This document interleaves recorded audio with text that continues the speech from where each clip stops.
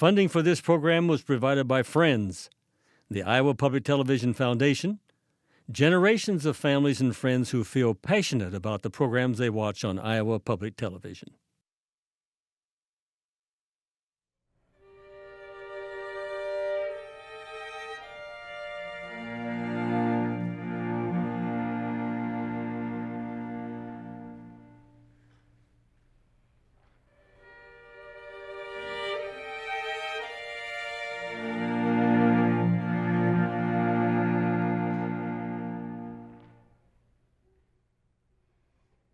Everybody was living in what we'd call poverty at that time.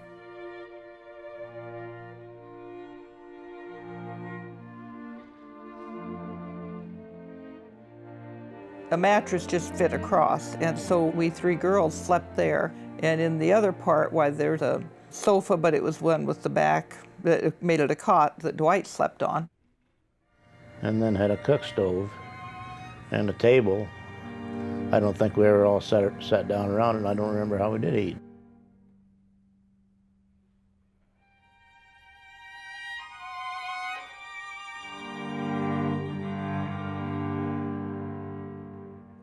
Snow and then the drought. One followed the other, and it was about more than you could take.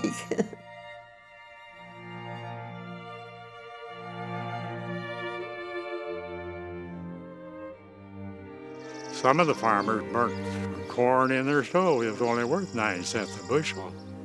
They burnt it in their stove.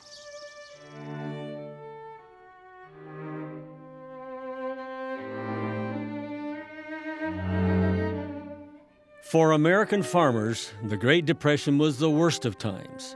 In the midst of one of the country's most severe droughts, entire crops burned up in the fields, and grasshoppers and chinch bugs ate what was left. Farmers who couldn't make a living couldn't make their mortgage payments either. Cash-strapped banks were forced to foreclose. Faced with financial ruin, millions of farm families lost their homes, their way of life.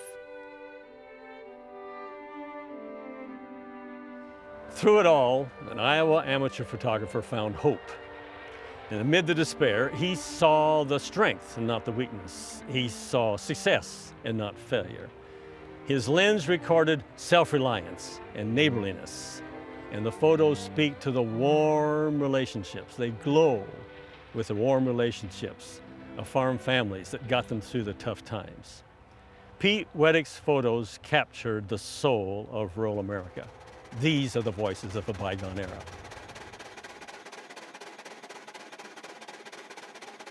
You remember Garrison Keeler, a Prairie Home Companion today? He said farmers could look reality right in the eye and deny it.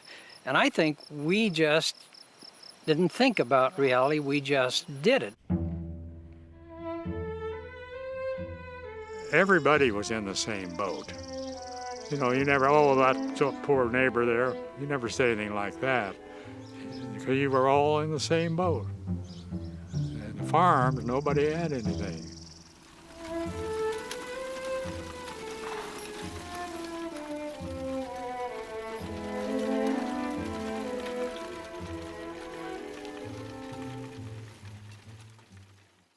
The stock market crash of 1929 was like a double whammy on farmers who had been struggling since the early 1920s.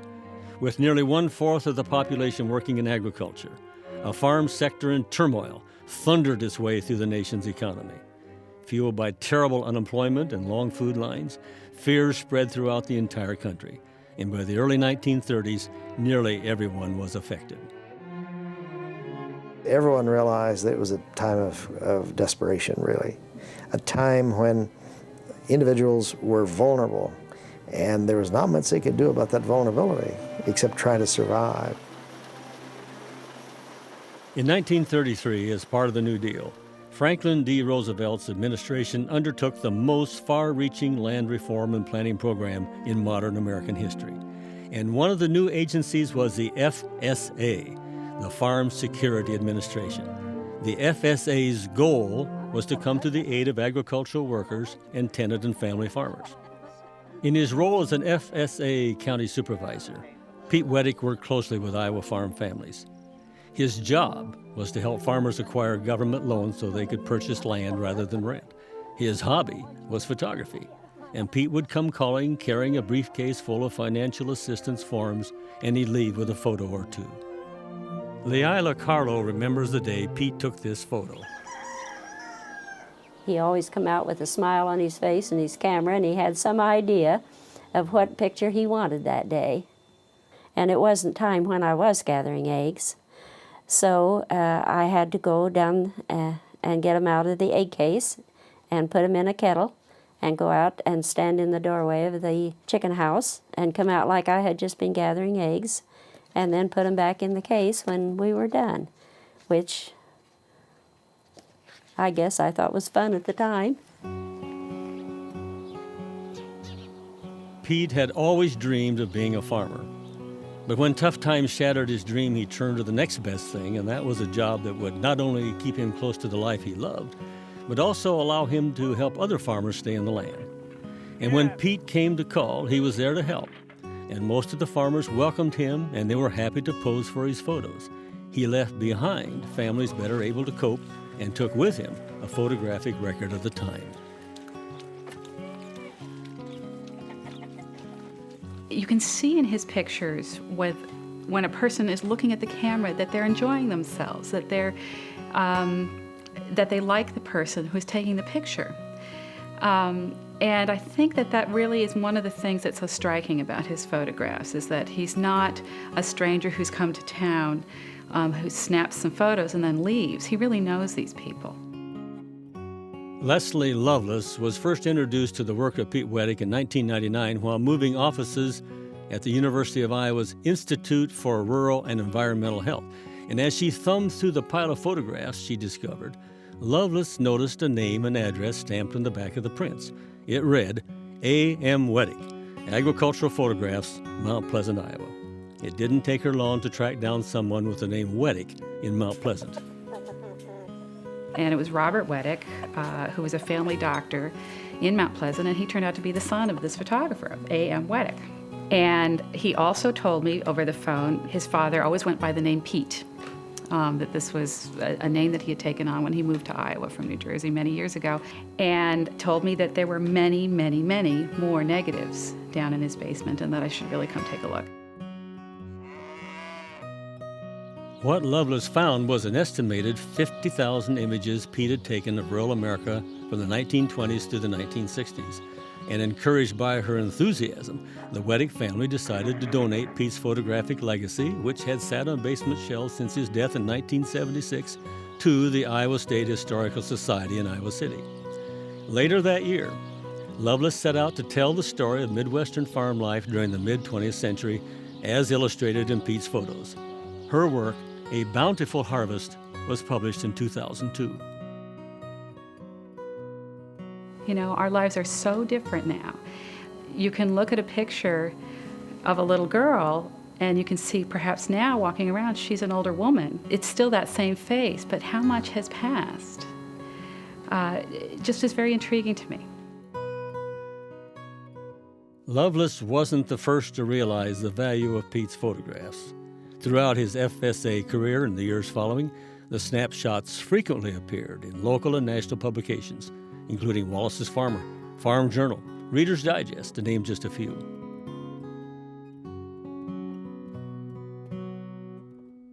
Pete Wettach was born in 1901 in New Jersey, where early on he hoped to become a farmer. Following his dream, he enrolled at Iowa State College at Ames, Iowa. In 1924, he married classmate Ruth Grimes, and 2 years later began farming with her father in southeast Iowa.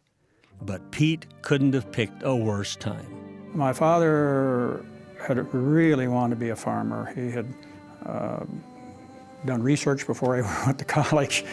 He went to the library to find out how to be a farmer, and it said you should go to Iowa State College, not university in those days, Iowa State College at Ames. So he got off the train in Ames in 1918 with $24 in his pocket.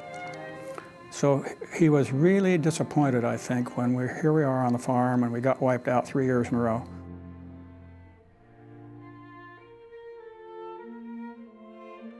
Pete's decision to leave farming in 1935 was difficult, But it's one he had to make in order to support his wife and son. It turned out to be a wise choice, though, both for his family and for the farmers he served. And while some might have resented a college-educated man telling them how to farm, most farmers seemed to sense something in Pete that put them at ease, and they treated him like one of their own and welcomed the FSA assistance he offered.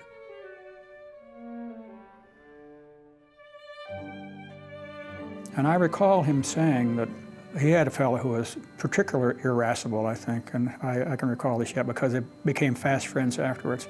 And he went out during corn picking time. And in those days, if a man could shuck 100 bushels in a day, he was really good at it. My father could. And he went out to this fellow, and he was too busy to talk with him. He shucking corn, and Ted said, well, here, let me help you. And boy, they really moved down the line. And this fellow realized, here's a fellow who he may be a city guy, but he knows what he's doing. He's farmed, and he is a pretty good corn picker.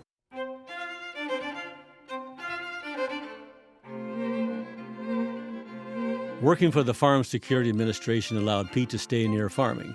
But more importantly for us, it gave him the chance to document a period of struggle and change in Middle America.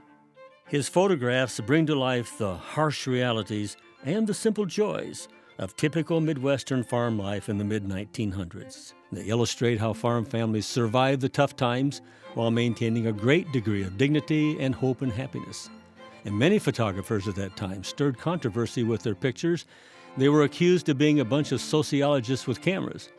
But Pete's photos seem to have been taken with a pure desire to document what was taking place and exemplify a lifestyle disappearing.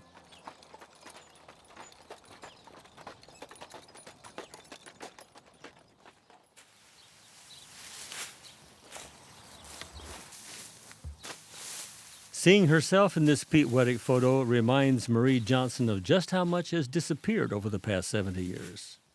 Well, it makes you feel a little empty after a while, you know, when you go back and want to see where you lived and there's nothing there. We lived on 4 different farms when I was growing up. All the houses are gone.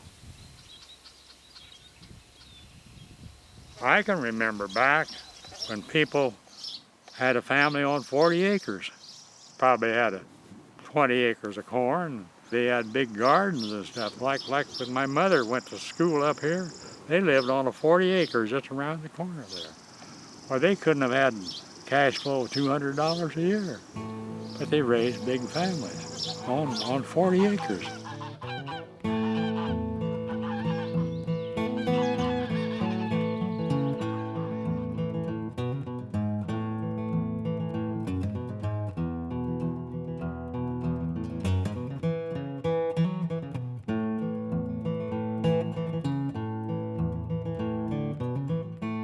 From today's perspective, times might seem to have been simpler then. But simple or not, nothing came easy. Days were filled with back-breaking physical labor, and everyday chores were accomplished without the help of modern conveniences. It was a time when things moved more slowly, a time when roles were more clearly defined, and it was a time when families worked together and they played together. Pete captured it all on film. The simplicity of maybe the routine of every night you know that your parents are going to work in the garden and you're going to play. You know that you're going to have your evening meal at 5:30 or 6 o'clock. It's very comforting and very predictable. My dad never missed a Sunday morning service or midweek, and we was always there early. We started the fires, we lit the lamps, and that's one thing he was pretty strict about, that we go to church and follow the rules as close as we could, you know. The last words my mother said to me, "Be a good boy." I've never forgot that.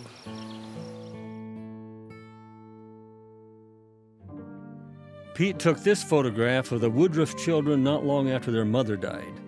In already tough times, their father was left to raise 6 children on his own. And even though relatives and neighbors pitched in, the kids were asked to assume adult responsibilities well beyond their years. And yet even today, you won't hear complaints or self-pity. Like many children then, the Woodruffs did what was needed to help their father on the farm. Well, Dad had a very much of a regimen for all of us to go through. And that was from everything on cleaning the house and dusting, to doing the dishes, to doing the chores. And I don't recall too many arguments. It was designated and we did it. You just did. My sister, you know, she did. She got married, and then I took over that. That's just, you know, you never growled, you just did.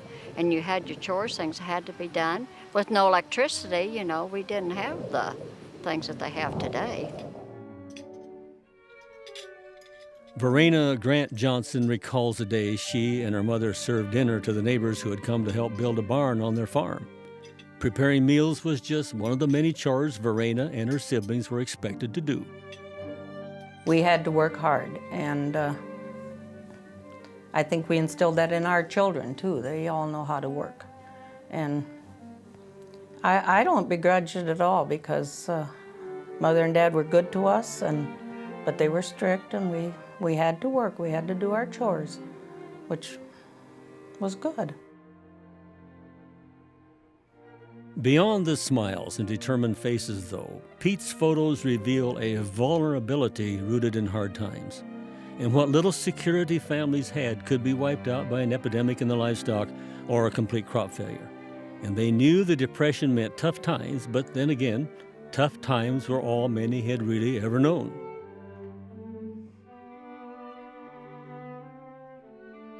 I can remember my father telling my mother in the fall of '36, we had $100 to get through the winter and put the crop in. Now, we didn't buy a lot of inputs then. We didn't buy a lot of food, but they made it.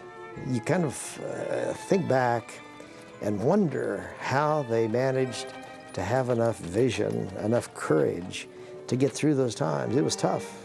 It had been tough for a number of years.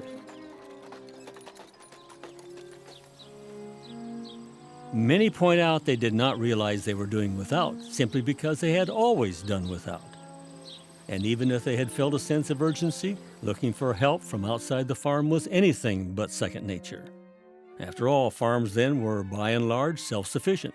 If families could grow their own fruits and vegetables and raise their own meat and plow their own fields, they could come up with homegrown solutions to Depression dilemmas too. There was pride in handling one's own affairs. People were so proud, they wouldn't talk about losing land, and they wouldn't talk about foreclosures, and certainly they wouldn't talk about bankruptcy. That was something that people just didn't talk about in those days. Well, my folks didn't talk about their business, but always in the back of the mind, they was afraid they'd lose a farm, because so many people did at that time. But we saved our farm. In 1932, farm families watched prices hit extreme lows: 15 cents a bushel for corn, 3 cents a pound for hogs, 2.5 cents for cattle. And with prices well below the cost of production, most farmers knew that sooner or later they might lose everything. Some lost the farm. And we had 2 farms near us that renters would rent. Now, I don't know whether those people had originally been landowners, but they were farms you didn't have a chance in a snowstorm of making a living on, and people would come and maybe last 1 or 2 years, and then they'd move on somewhere else. Nobody particularly looked down on them. They didn't know but what they'd be in the same situation themselves pretty soon.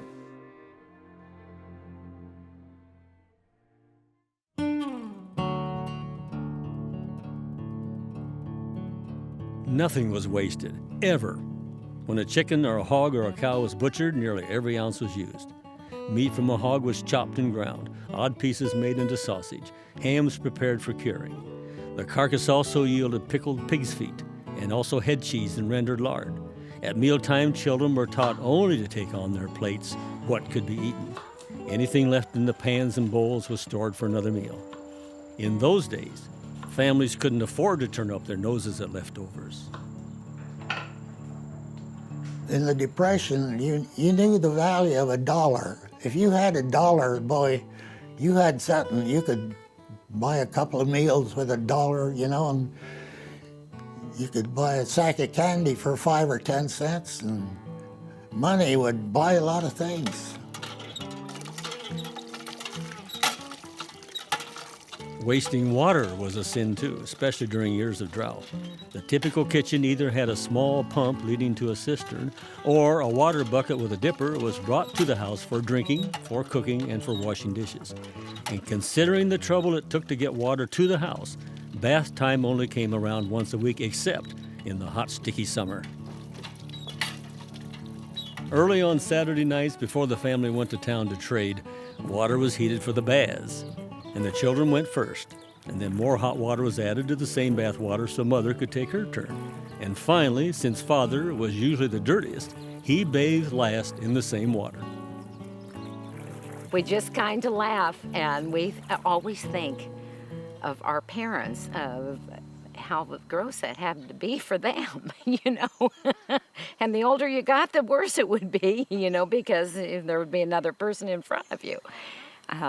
But, you know, at the time, it didn't seem one bit unusual or strange. Sharing bathwater would be hard to swallow today, but once a family had experienced drought, water was not taken for granted. And perhaps that's why so many persons raised in the 30s and 40s are still so careful to wonder if the food would last all winter or if the well would keep going all summer. It makes you thrifty. You probably noticed that in people of my age bracket. They stop and think every time they let loose of a dime. You know, it's not that they won't spend money, but they like to get their money's worth and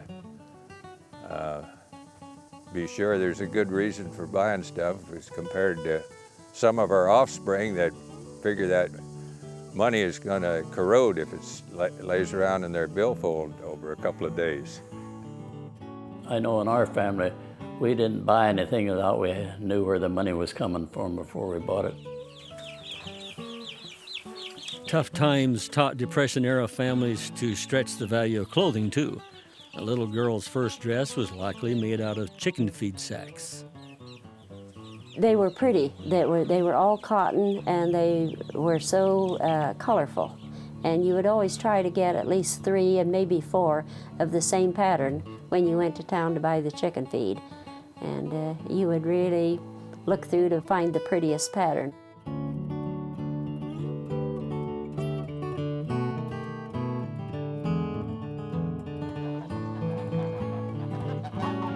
We wore patched clothes. I can remember this, patched overalls particularly, but you didn't feel that you were out of place because all your friends wore them too.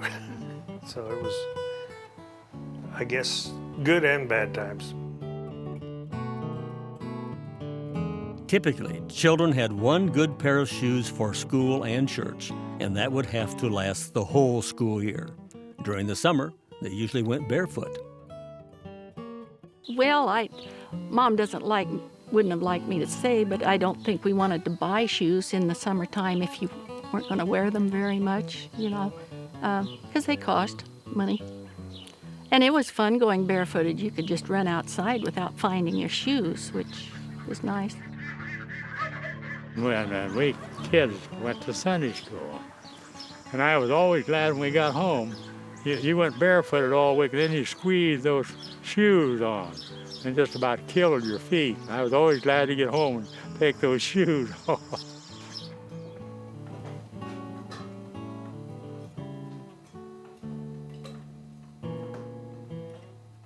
When Pete first started taking photos, electric lights and indoor plumbing had not yet arrived on most farms.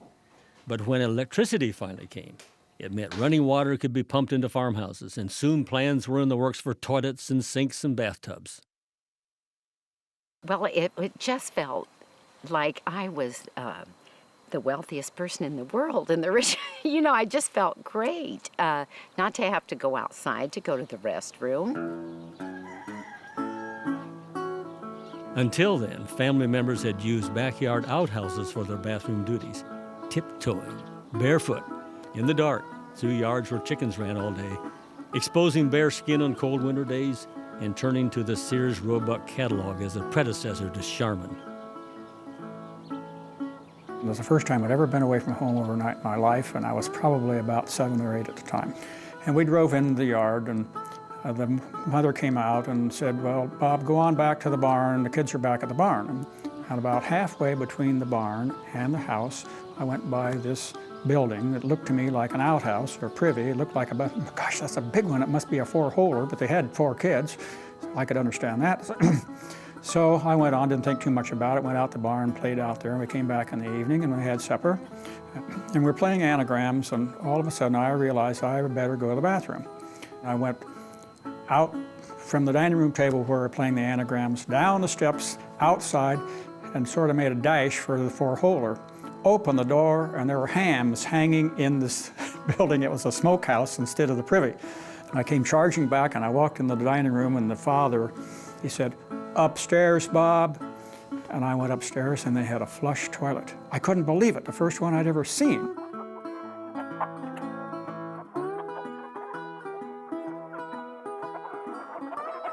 As he traveled from farm to farm, Pete collected powerful images of survival, and some of defeat as well. And while most of the families he visited were able to continue farming, a few were not so fortunate. Pete could relate to the disappointment these families felt leaving the farm, an understanding that probably enabled him to capture moments that were so intimate and so personal.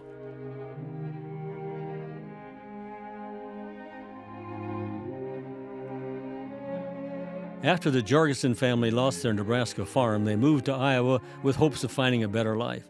They got all the way to Keosauqua, Iowa, before settling for a farm that had no house. To make do, the family attached their trailer to an old chicken coop still standing on the farm.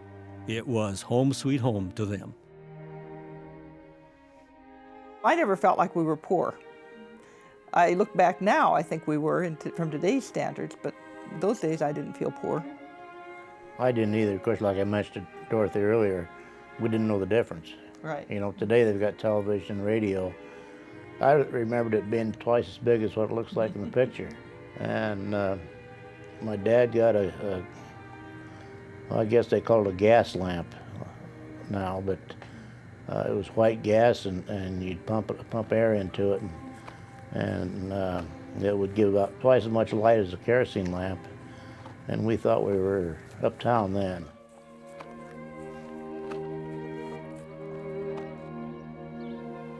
What few material possessions Pete's clients had back then are long gone today, but they still have the good times, the times they laugh about even today, and they recall the simplest of pleasures. That first year after we got married and everything, I had $90 for my year's work. After I paid the rent and everything, so I bought a radio, and all the neighbors come in, see, to hear our radio, and we'd popcorn and listen to that radio, and we had a heck of a good time. Yeah, but I sure remember they used to get together for homemade ice cream. Oh, yeah. Get 2-3 neighbors together, and somebody'd make ice cream, and then next week somebody else would make the ice cream, and you'd be over there for the evening to have ice cream, and they done that a lot down in our neighborhood. Almost everyone would go to town on Saturday. They had nothing else to do. This was before television. They would go to town, some would go to the movies. So there was a movie theater in most communities, and they'd walk around the square and talk.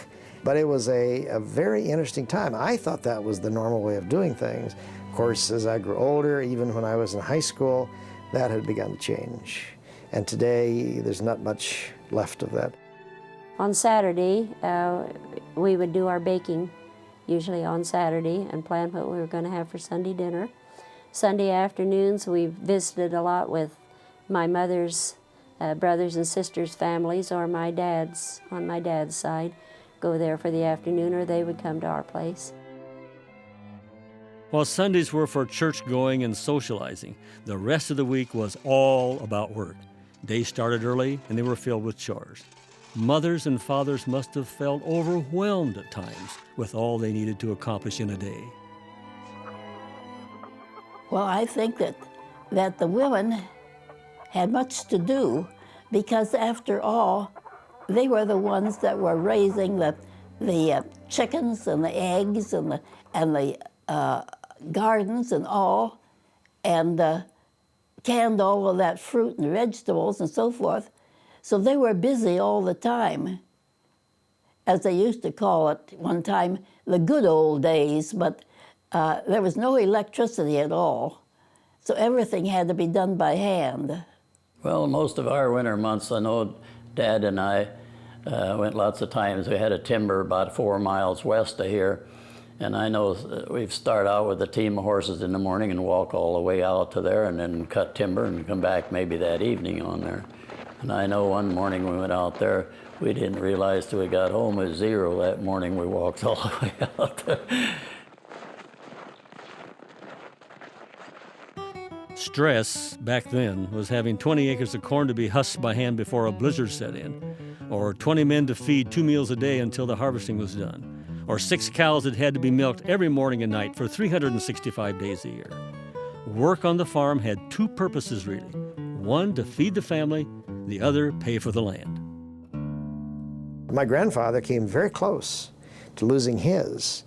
And literally, the daughters who were teaching school pooled their nickels and dimes to make those payments. So they came very close, but they didn't lose it.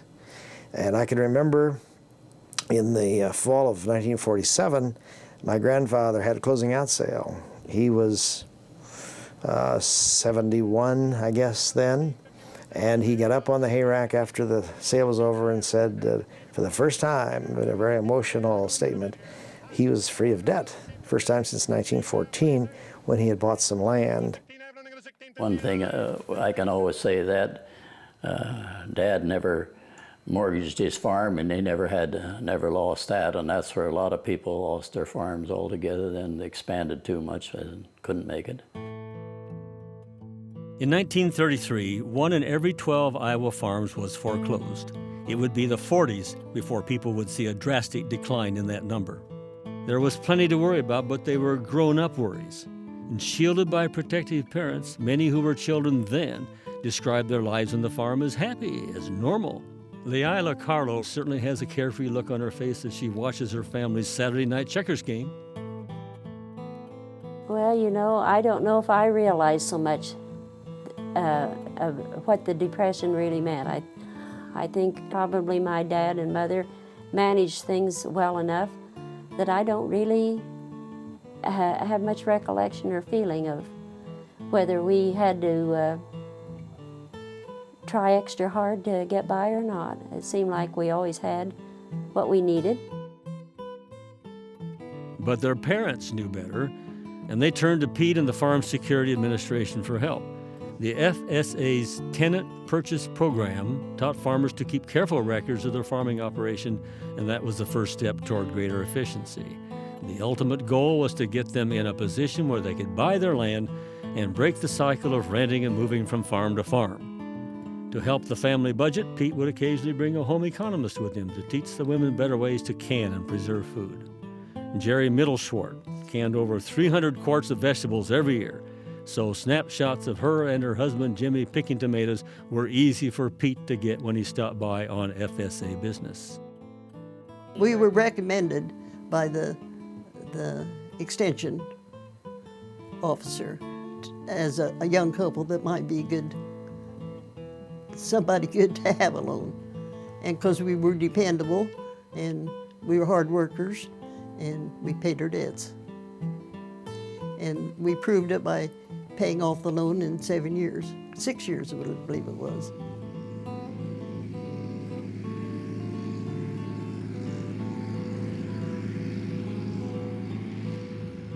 Agriculture today only faintly resembles its mid-20th century ancestor. And that's one of the reasons why Pete's photographs are so meaningful.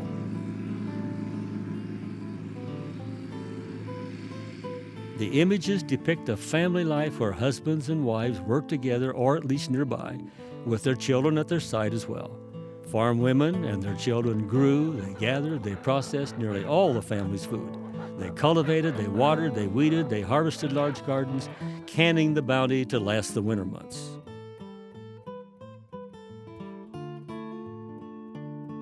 canned goods weren't the only things that had to last the winter. Stacks of wood were also needed to warm the cold months.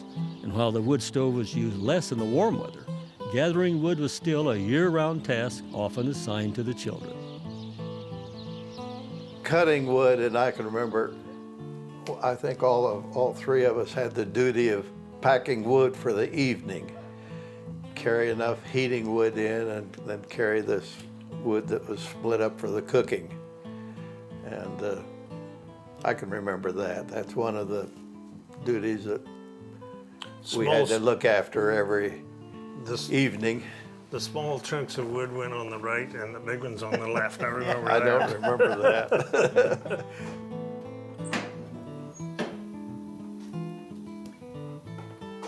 Using a wood stove was the era's version of multitasking.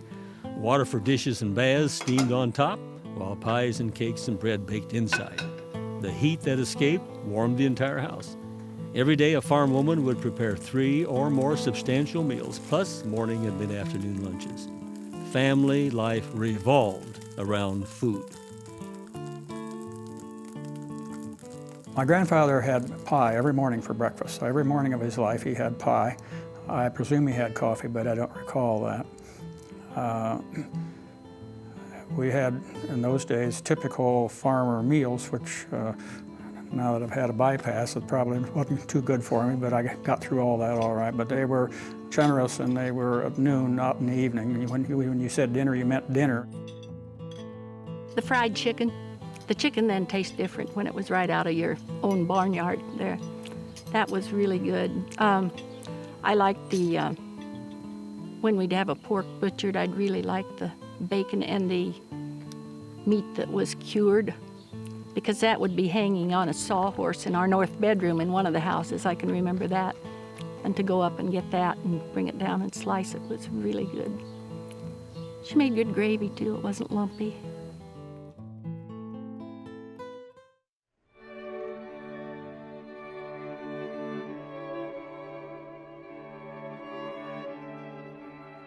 Back then, the farm family was really a mini food processing industry. Every member helped out when livestock was butchered, processing the meat, rendering the lard for baking and for frying foods.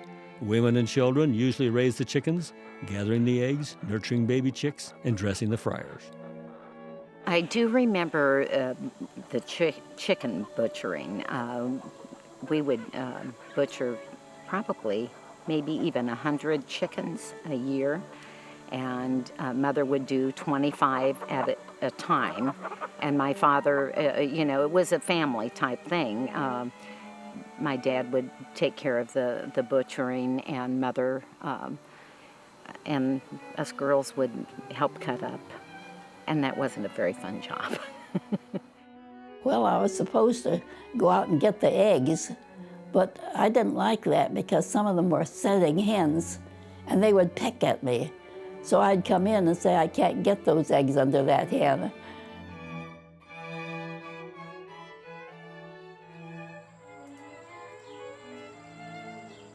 Most of the time, young girls helped their mothers with the housework, with cooking and cleaning and doing laundry. However, if a farm family had only girls, then they would be expected to spend a lot of time helping their fathers with the chores and with field work. I always said I looked like my mother, but I'm Daddy's girl, and I did follow him. I drove tractor for him, and where my sister had to help milk, I had to help with the field work and driving tractor. I went with him for years on the thrashing crew. We had about 10, 12 places we had to thrash, and it was fun. Pete's camera caught Patty Doak playing in a wagon load of her father's soybeans. She was always tagging along when he worked outside. I would take cookies or cake, whatever Mother had baked that morning. And then I would take a couple of rounds while he was either planting or cultivating. And we would share the coffee and the treats together. And I really thought I was doing something very special for my dad. Bright and early every morning, Father, Mother, and the kids all took their turns milking the cows. And if Dad was busy in the field or Mother expecting a baby, someone else would step up and take an extra turn. And then if there was a social event coming, the whole family would work together to get the job done as quickly as possible.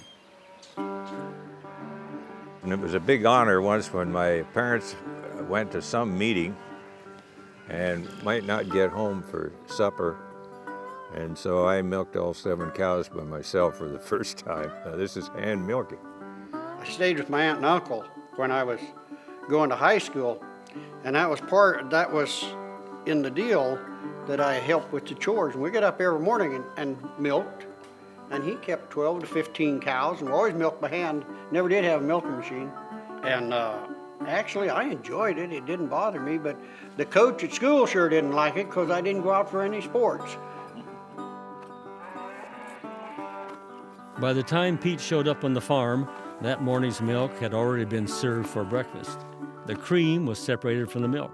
The skim milk was fed to the hogs. And then the cream was taken to town on Saturday night, along with the extra eggs, to be traded for flour and for sugar and for coffee. Basically, we lived on the cream and the eggs. I remember my folks mentioning we can go to town and spend everything we've got. We're never broke because we come home and gather the eggs and milk the cows.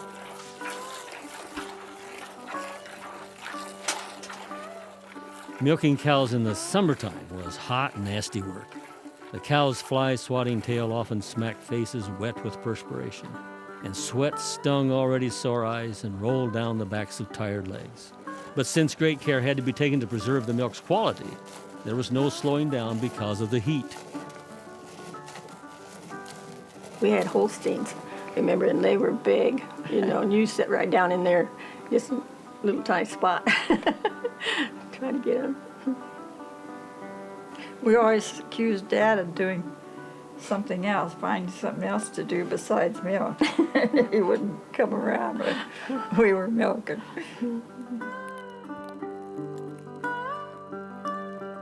Milking cows in the wintertime, though, that was another story. With the winds howling outside and the temperatures falling below zero, the cow barn was an inviting place. Milkers snuggled as close as possible to the warm belly. The heat from the udder thawed frozen fingers, and steam rose from the bucket as it filled with milk. With the coldness of the winter waiting outside, there was no rush to leave the cozy inside.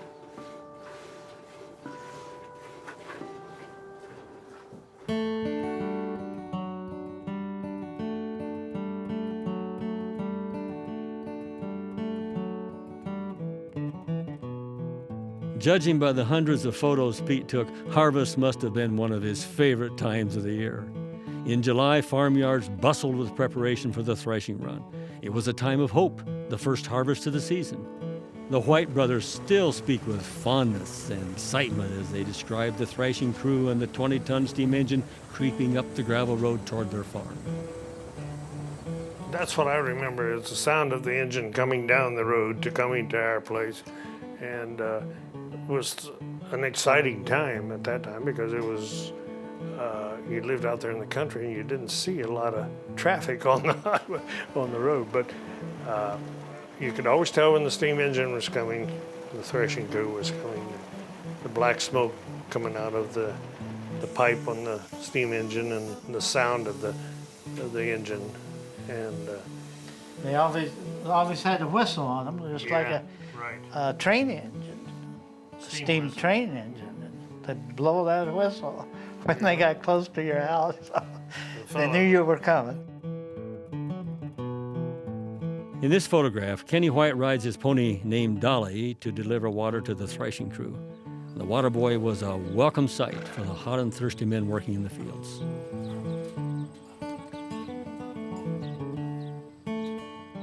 What they called a binder that would cut the grain and put it in bundles. And then after the bundles, they would pick up the bundles and put them in shocks.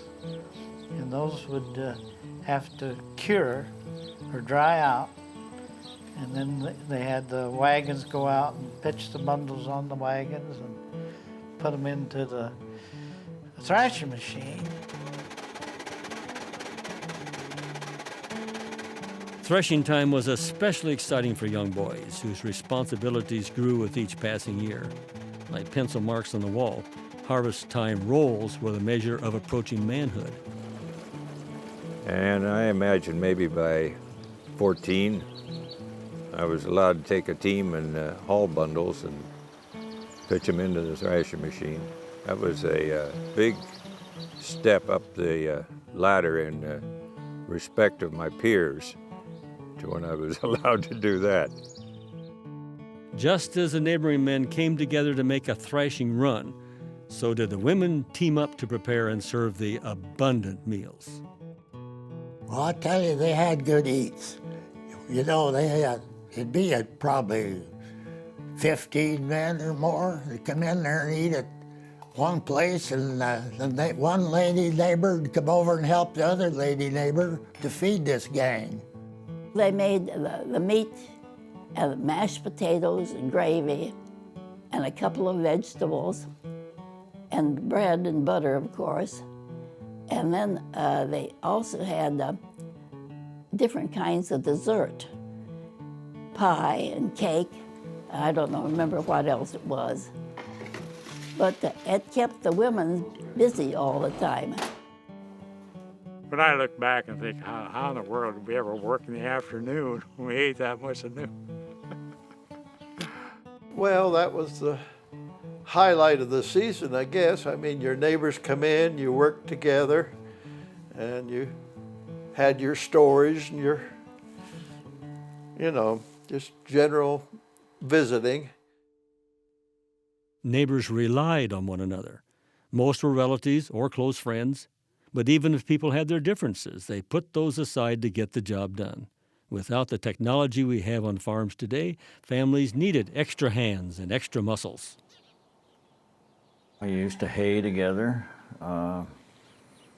like the thrashing crew, and then you used to pick corn, probably 2 or 3 guys together.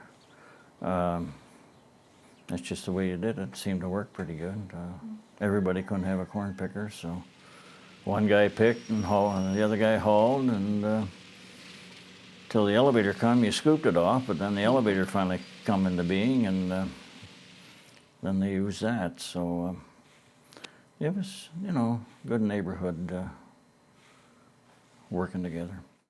In those days, we needed the neighbors and they needed us, just as we needed each other in the family. So there was a certain amount of forced cooperation, because come a certain time when the weather was bad and you had to get a job done, you needed each other. While the immediate goal of the work was clear, fathers also looked at it as a chance to teach their sons survival skills, passing along the tools of the trade to the next generation. And the instruction didn't stop after Dad retired. He would get up early every morning, and even after he moved over to Carroll, he'd come down this road about daylight to see if I was up going to farm. A few mornings I'd hear him coming. I'd jump out of bed and run down and be gassing the tractor up to make him think I was done with the chores. Well, he'd come and then he would leave. Well, as soon as he left, I'd go in and eat breakfast and do my chores and go to the field. It was a time of transition, and the families who went from horses to tractor horsepower witnessed the birth of mechanization on the farm. And while sons were anxious to get on that first tractor, most fathers were reluctant to let go of their dependable team of horses. Back. My father liked horses. He was very good with horses. He continued using horses long after many others had shifted to tractor power. He had arguments why horses were superior. You could grow their feed. You couldn't grow gasoline, but you could grow feed for horses. You could raise your replacement horses. They didn't cause compaction of the soil. My dad never liked to drive a tractor. He thought it was simple when I got mine in '37. And I told him, well, you can drive it and see how nice it is. And so he drove it a couple times around the field, but he says, you gotta watch where you're going all the time when you're driving the tractor. The horses, when they come to the end, they'd turn around themselves and go back the other way. So he thought that was that simple. He never drove a tractor after that at all.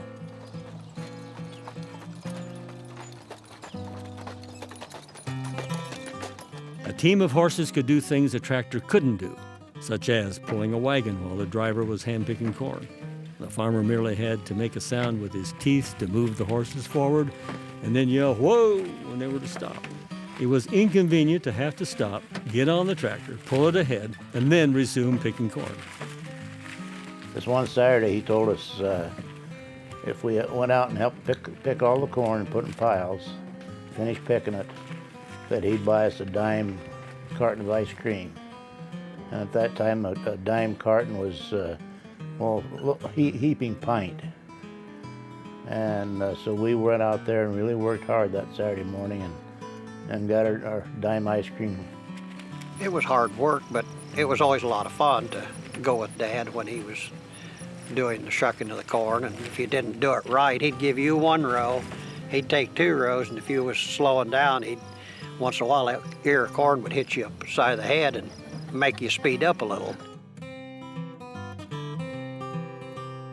And the horses, they didn't travel very fast, you know, and when we cultivated corn, we cultivated 1 row at a time, 3 times.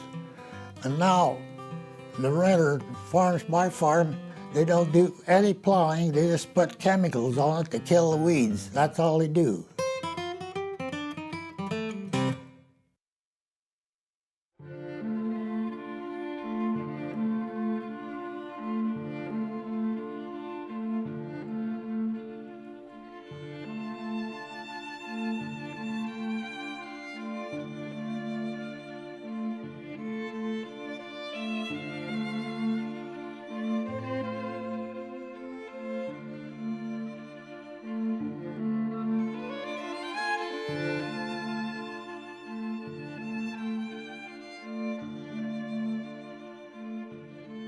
Pete Wettach worked for the Farm Security Administration until 1949, but he continued taking snapshots of Midwestern farm life well into the 1960s. If he were still taking photographs today, his images would portray a lifestyle that continues to change dramatically. The increased mechanization of agriculture has made farmers more independent of each other. As tractors and combines and big round balers made their way into the fields, old customs were pushed out. Neighbors no longer rely on one another as they once did. Extra hands are no longer needed to get the work done. The technology of power, the technology of equipment, the technology of seeds have utterly transformed the countryside, and it has altered farm neighborhoods as well. Today, for better or worse, rural America has a new face. We were more of a community then, see. Like we had our farm bureau meetings, we had the meetings in the homes. Now they don't have that on. That's what I think we've lost. The big thing we've lost. You don't have that sense of community anymore. You're just out there on your own.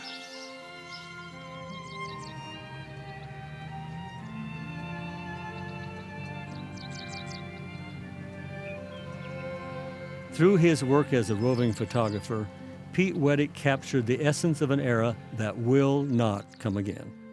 His photographs evoke memories, some fond, some grim, of a life that's passed.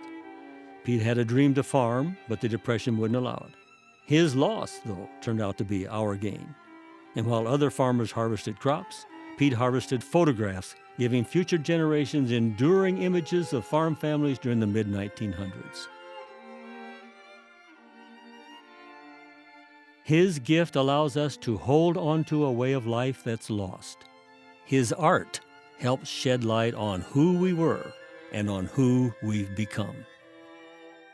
Not all of it was good. It's nice to sit and reminisce about the good old days, but who among us who have lived through that would want to go back to outdoor plumbing, kerosene lights, cars that didn't run in the wintertime and often didn't run in the summertime, that type of thing. I wouldn't want to trade it, but except for the interpersonal relationships.